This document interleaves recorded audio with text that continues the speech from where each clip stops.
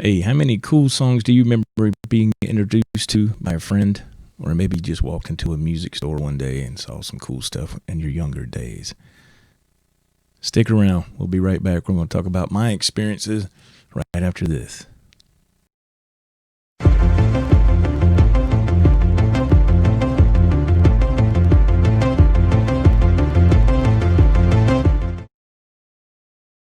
Hey everybody, welcome back. Joe for the Joe Wentz Project. Let's get this thing rolling, man. I have a great friend that I grew up with. I've known him since 5th grade. We've been friends for like 40 years. And he always had a very cool music collection. He always bought some really cool vinyl. And we grew up in the same neighborhood, all that stuff, back in Charlotte, North Carolina. So I'd walk down to his house. This is no particular order.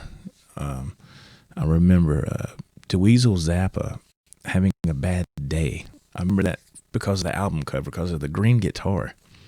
Yeah, go figure, green, right? And I just thought that's really what really grabbed my attention in the very beginning, because when I was a teenager, I used to really like bright colors. But he had a song on there called Let's Talk About It that he recorded with his sister on vocals, Moon Zappa. And there's a video on YouTube.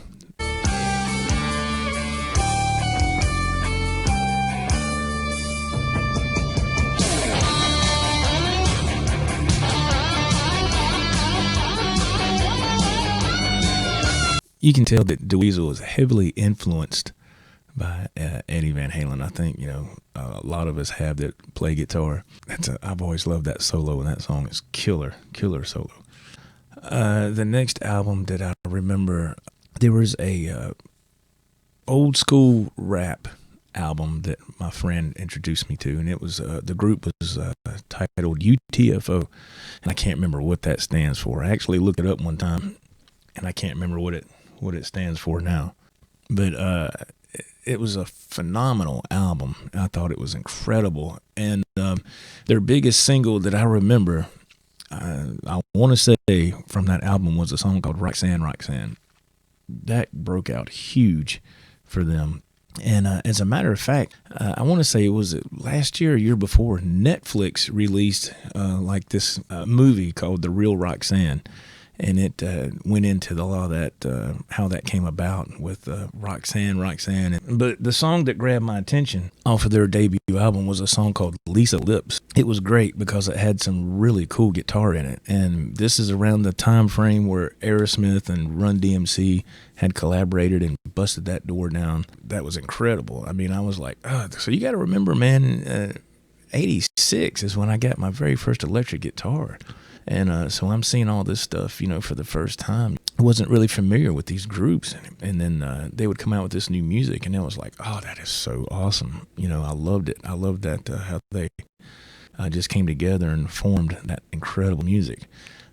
Beastie Boys, their first album, License to Ill, is still my favorite album of all time. Even though a lot of that stuff is sampled, there were still 2 songs that had live guitar playing on it, and I want to say that was No Sleep Till Brooklyn, and of course Fight for Your Right to Party, which was huge when I was in high school. Oh my God, that album was huge, which I still love to play those songs today when I go live. Check me out sometime here when I play some live music. But Lisa Lips was awesome. I just always loved that song. I posted a little clip to my Facebook story. I don't think people really knew who UTFO was, in my little Facebook group, which isn't really big.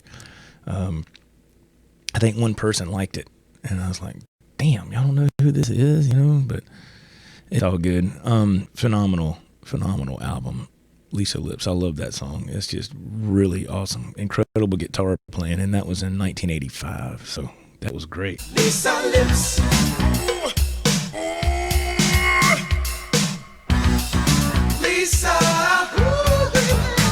Lisa Lips. How long have you had this problem?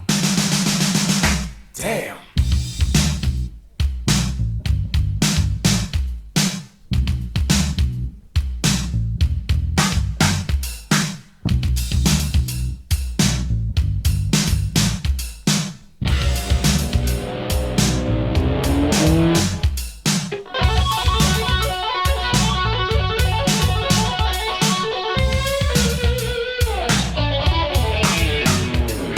Another great song that I remember being introduced to was a song called "A Fly Girl" by a group named the Boogie Boys.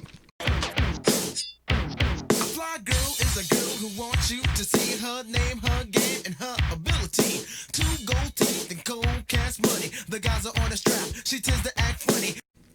That was phenomenal, man. I love that song. The drum beat on that song alone was something that I never had heard before, just the way the drums sounded and everything. Those drums would be sampled later in the, I don't know if it was the late 80s or something, by a group called Sly Fox, and it was a song called "Let's Go All the Way." That was the same exact drums that were being used in "A Fly Girl" by the Boogie Boys, so I thought it was pretty cool.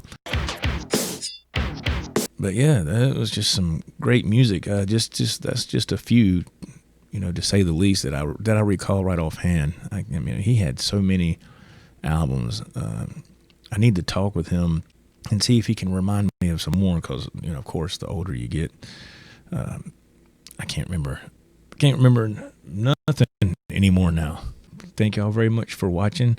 Let me know if you like this video. Please give it a thumbs up. Leave me some comments. What music you introduced to when you were younger? Did somebody let you know about it, or did you walk into a record store, or what?